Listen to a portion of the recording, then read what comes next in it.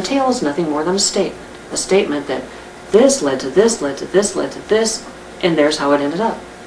So an early storyteller would be able to say, okay, I'm going to tell you about this situation, that if you start here and you take this series of steps, you end up there, and it's a good thing or it's a bad thing to be there. Large good, small good, little bad, big bad, but follow these series of steps from this starting point and you'll end up with this thing that's good or bad.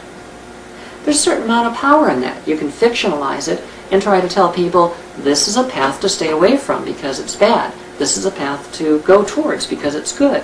And so you end up with fairy tales and things of that nature, which often are nothing more than a tale. They're not really stories. But what kind of power could you get?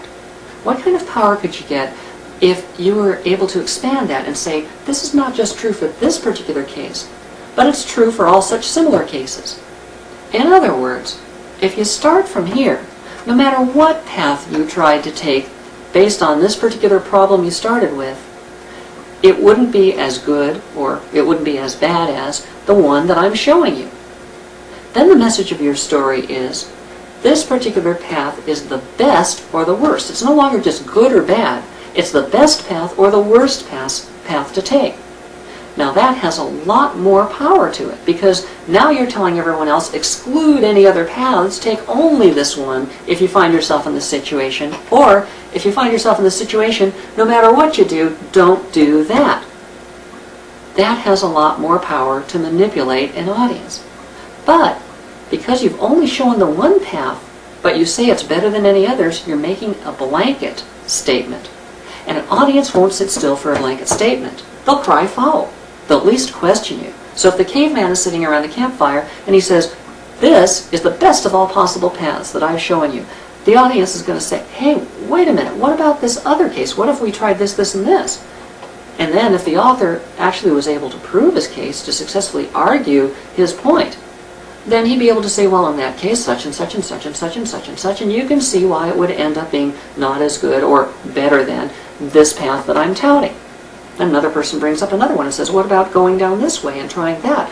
And then if the point can be well made, then the storyteller, the caveman, is able to say, well, in that case, such and such and such and such, and you can see the point that I made, the blanket statement, is still true.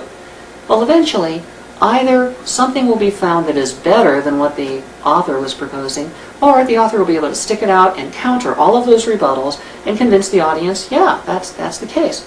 Now, you won't have to counter every potential different way of doing it when you're telling the story live, because the audience will only come up with a certain number of them before they're satisfied that the alternatives they think are most important to look into have been adequately addressed.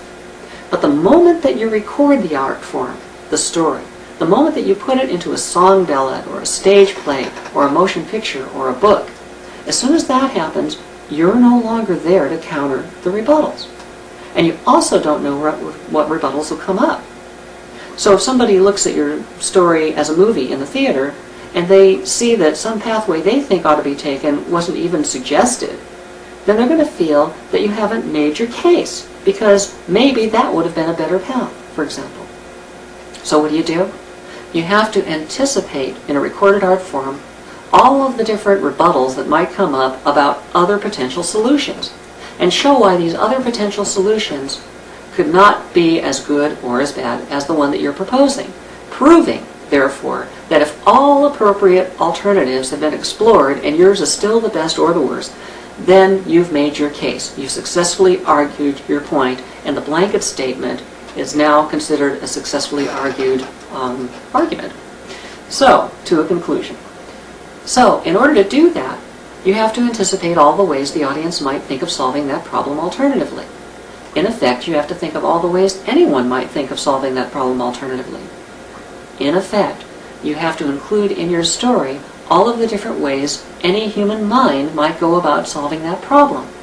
And in so doing, you create a model of the mind's problem-solving process, the story mind. You've created an analogy to the mind itself. Now, you never set out to do that. It was a byproduct, never intended. No caveman ever sat down and said, you know, I think I'll create an analogy to a single human mind trying to deal with inequity. No, it didn't happen that way. But in the process of trying to communicate across a medium, a recorded form, and successfully argue that one particular situation is better than all other potential ones, you need to put in all the other potential ones and you create a model of the mind quite by accident. But once that's happened and once it's recognized, you can now look to that model of the mind from a psychological perspective. Psychoanalyze the story. And you find everything that's in the human mind represented tangibly, incarnate in the story in some form or another in the structure. That's what Dramatica was all about. When we had that Rosetta Stone, we then threw ourselves into documenting the psychology of the story. And we documented the story mind, we created the theory, we created the software to implement a major portion of the theory that allows the author to answer questions about the impact that he or she wishes to have, and have this story engine then predict the structure necessary to achieve that particular impact.